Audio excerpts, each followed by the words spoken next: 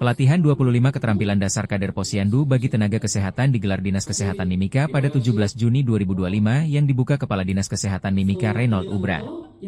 Dia tersebut dalam tujuannya meningkatkan pengetahuan dan keterampilan tenaga kesehatan di Puskesmas terkait 25 keterampilan dasar kader Posyandu, peningkatan kemampuan tenaga kesehatan dalam membina dan memberdayakan kader Posyandu dan peningkatan kualitas pelayanan kesehatan di Posyandu. Pelatihan 25 keterampilan dasar kader Posyandu diikuti oleh 30 peserta dari Puskesmas Timika, Puskesmas Timika Jaya, Puskesmas Mapuru Jaya, Puskesmas Ayuka, Puskesmas Pasar Sentral, Puskesmas Kuamkinarama, Puskesmas Warse dan tenaga kesehatan dari YPMAK, dikatakan Kepala Dinas Kesehatan Mimika Reynold Ubra.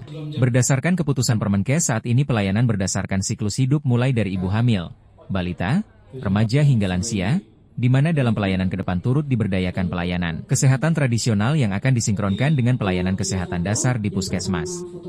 Pelatihan hari ini adalah pelatihan untuk tenaga kesehatan, untuk mereka bisa melatih kader Posyandu dalam melaksanakan 25 kompetensi kader Posyandu. Nah, pelayanan Posyandu hari ini sesuai dengan Permenkes tahun 2024, yaitu pelayanan berdasarkan siklus hidup. Jadi ada standar pelayanan atau paket pelayanan khusus untuk ibu hamil, untuk bayi balita, untuk remaja, untuk penduduk usia produktif, dan untuk lansia. Itulah sebenarnya paket pelayanan. Kemudian tadi saya menyisipkan bagaimana pelayanan kesehatan tradisional.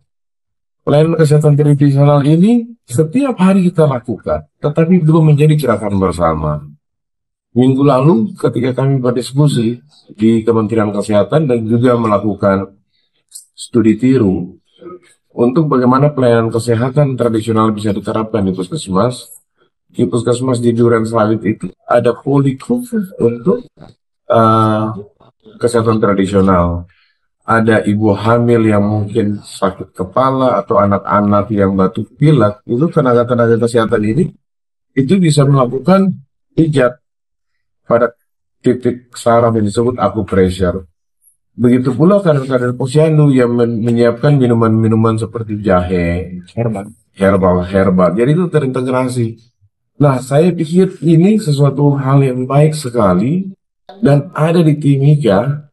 Nah, kami senang ketika hari ini Pak Menteri Dalam Negeri sudah menetapkan bahwa pasangan dari kepala daerah itu adalah ketua Posyandu di kabupaten. Nah, di Mimika ini berarti ibu dari Pak Bupati, ya istri dari Pak Bupati adalah ketua Posyandu. Nah, kita coba mendekatkan ini pelayanan kesehatan ini sampai bagaimana di tingkat bawah, dan itu secara seirama menjadi suatu gerakan bersama, mulai dari kabupaten sampai kepada kampung-kampung untuk Posyandu. Hari ini Posyandu sudah bagus, sudah berjalan bagus. Bagaimana kita perkuat? Kemudian kita tadi yang saya bilang, kita bisa menyisipkan pengobatan tradisional. Kita punya mama-mama di kampung yang punya kemampuan untuk memberikan pelayanan acupressure, yaitu pijatan. Nah, terus ada orang-orang tua yang stroke, itu kadang bisa kita latih untuk ke arah sana. Selain pelayanan dasar, hal yang terpenting di Kabupaten Mimika hari ini yaitu di akhir Mei lalu, Pak Bupati telah mencanangkan di Puskesmas Mimika pelayanan kesehatan dasar di Kabupaten Mimika menuju tahun 2045 gerbang emas. Nah, pelayanan ini adalah sebenarnya pilar pertama. Posyandu itu pilar pertama dari upaya pelayanan kesehatan dasar. Di sana ada promosi dan edukasi buat masyarakat yang dilakukan oleh masyarakat dan petugas kesehatan. Tapi juga ada pemberian imunisasi, pemeriksaan ibu hamil, pemberian makanan bergizi di saat ini hal yang baik sekali, dan kami pikir ini harus diperkuat. Kami dari Wahana Visi, dari Proyek Pasti Papua, Wahana Visi Indonesia, dalam rangka pelatihan ini, kami sebenarnya ingin mendukung bagaimana boleh terjadi Posyandu siklus hidup dan bagaimana peningkatan kapasitas dari kader Posyandu tersebut.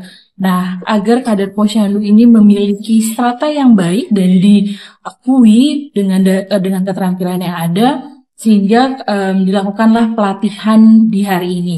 Besar harapan bahwa Proyek Pasti Papua bekerja sama dengan Pemda boleh bersama-sama menurunkan dan menanggulangi stunting dengan adanya posyandu-posyandu siklus hidup dan kader-kader posyandu yang memiliki strata setidaknya kader Purwa di Kabupaten Mimika. Kegiatan ini berlangsung dari tanggal 17 Juni sampai 20 Juni. Fasilitator pelatihan ini sebenarnya berasal dari Kabupaten Mimika sendiri, karena fasilitator yang ada di kabupaten sudah dilatih oleh Kementerian Kesehatan. Dan untuk pengendali pelatihan begitu juga dengan IT berasal dari Jayapura, Provinsi Papua. Tim Liputan Papua MCTV.